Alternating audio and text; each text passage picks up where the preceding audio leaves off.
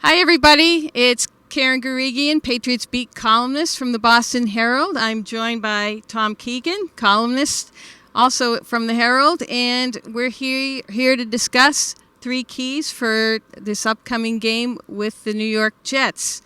Our first key, Tom, I think the Patriots sort of have to show up. That's right, Karen. It's not often in the NFL you see a 23.5 point spread. That's where I believe this one opened at 23.5. You have to go all the way back to 2007 when the Patriots were favored by that much against the Eagles.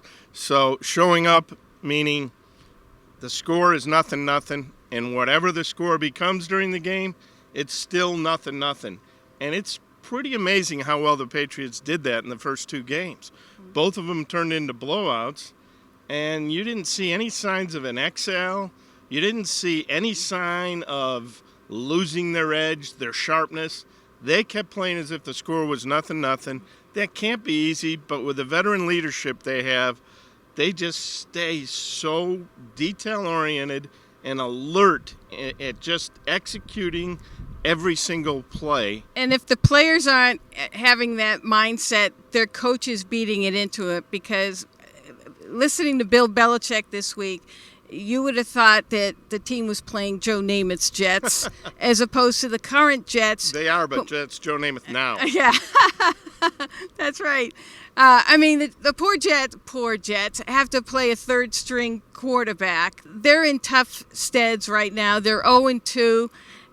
But to hear Bill Belichick talk about it, it's going to be nip and tuck the whole way. That's his job, is to make sure that they treat it that way, and nobody does it better than him.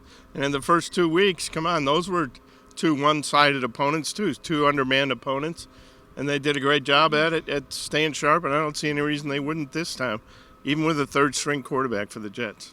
Okay, our second key, keeping Tom Brady upright. Their offensive line is dealing with more injuries. Isaiah Wynn is on the IR with a turf toe problem, and he's not coming back till at least week 11.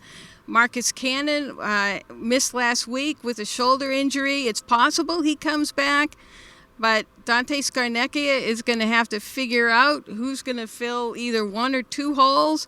They're already playing with a backup at center. The Jets, might not be good, but they do have an attacking and aggressive defense. Their defensive coordinator, Greg Williams, loves to blitz, loves to send the house at the quarterback. If the Patriots line doesn't hold up, look out, Tom Brady. Yeah, that's the one area where you could look at it and say the Jets will definitely be competitive, particularly up the middle. So if you're thinking about moving Joe Thuney, maybe this isn't the week to do it. Maybe he can do you more good at guard than he can at tackle. And I don't think that they have to get settled on who's playing where right away.